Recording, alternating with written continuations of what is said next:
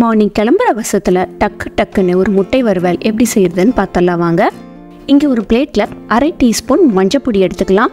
கூடவே 1 டீஸ்பூன் அளவுக்கு காஷ்மீரி மிளகாய் பொடி நான் இங்கே எடுத்துருக்கிறேன். உங்களுக்கு காரம் ஜாஸ்தியாக வேணும் அப்படின்னா நீங்கள் நார்மலான காரப்பொடி கூட நீங்கள் சேர்த்துக்கோங்க. 1 டீஸ்பூன் குழம்பு பொடி. இந்த குழம்பு பொடி உங்ககிட்ட இல்லைன்னா மல்லித்தூளும் சீரகத்தூளும் சேர்த்துக்கோங்க. 1/2 டீஸ்பூன் மிளகுத்தூள், 1/2 டீஸ்பூன் கரம் மசாலா.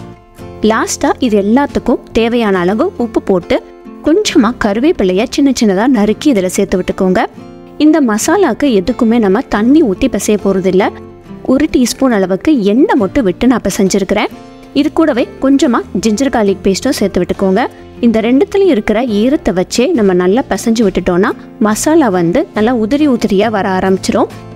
இதுக்கு மேலே இதுக்கு தண்ணி ஊற்றி நம்ம கலக்க தேவையில்லை.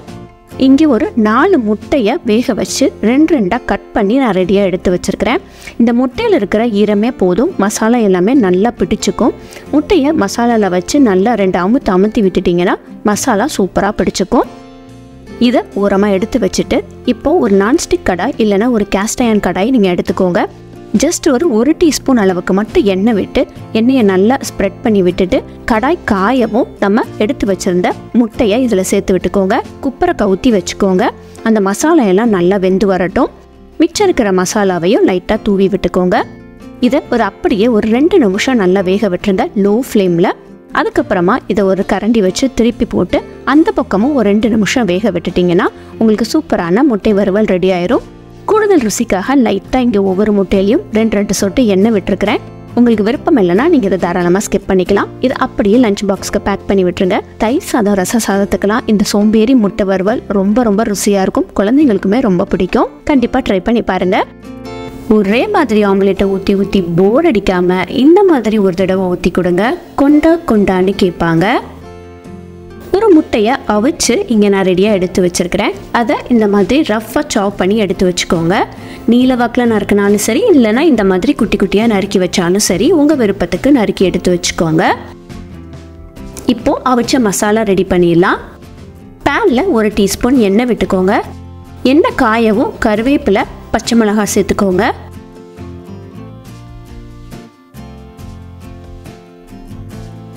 அடுத்து நல்ல பொடியாக நறுக்கின வெங்காயம் 1. வெங்காயம் லைட்டாக வதங்கி வரையுமே ஒரு 1/2 டீஸ்பூன் அளவுக்கு ரெட் சில்லி ஃப்ளேக்ஸ் சேர்த்துக்கோங்க. கூடவே 1/4 டீஸ்பூனுக்கும் கம்மியாக மஞ்சள் பொடி சேர்த்துருக்கிறேன். அடுத்து 1/4 டீஸ்பூன் கரம் மசாலா. அடுத்து உங்களுக்கு விருப்பம் இருந்தால் ஒரு 1/4 டீஸ்பூன் அளவுக்கு சிக்கன் 65 பவுடர் சேர்த்துக்கோங்க. ஒரு தக்காளி பழத்தோட விதையை நீக்கிட்டு நான் இங்கே சேர்த்துருக்கிறேன். விதையோடு சேர்த்தோன்னா சொதன்னு ஆயிரும். அதனால விதையை இழுத்துட்டு சேர்த்துக்கோங்க. இந்த மசாலாவுக்கு மட்டும் தேவையான அளவு உப்பு போட்டு கொஞ்சமாக கொத்தமல்லி இலை போட்டு வதக்கி விட்டுட்டு நறுக்கி வச்சிருந்தா அவிச்ச முட்டையை சேர்த்துக்கலாம். நல்ல ஒரு மசாலாவோட 2 பரட்டி தனியாக எடுத்து வச்சிருங்க.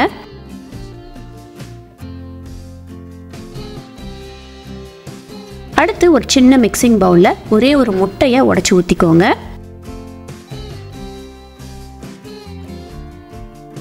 இதோட 1/4 டீஸ்பூன் மிளகுத்தூள்,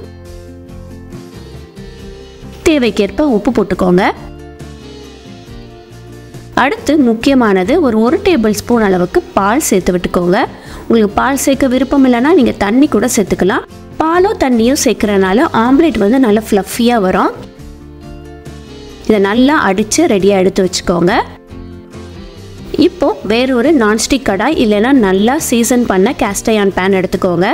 இதில் 1 டீஸ்பூன் எண்ணெய் விட்டு பேன் லைட்டாக சூடாகையுமே நம்ம அடித்து வச்சுருக்க முட்டையை சேர்த்துக்கோங்க. அடுத்து ப்ரிப்பேர் பண்ண அவிச்ச முட்டை மசாலாவையும் சேர்த்துக்கோங்க. மசாலா எல்லாத்தையும் நல்லா ஒன்று போல் ஸ்ப்ரெட் பண்ணி விட்டுக்கலாம். அடுத்து இதை ஒரு 1 நிமிஷம் அளவுக்கு வேக விட்டுறலாம். ஒரு பக்கம் வேகையும் மறுபக்கம் ஒரு 30லேருந்து 40 செகண்ட் வேக வச்சு எடுத்து சர்வ் பண்ணிட்டீங்கன்னா ஒரு சூப்பரான தட்டுக்கடை ஸ்டைலில் அவிச்ச முட்டை ஆம்லேட் ரெடி. கண்டிப்பாக வீட்டில் ட்ரை பண்ணி பாருங்கள். தேங்க்யூ. தேங்க்ஸ் ஃபார் வாட்சிங்.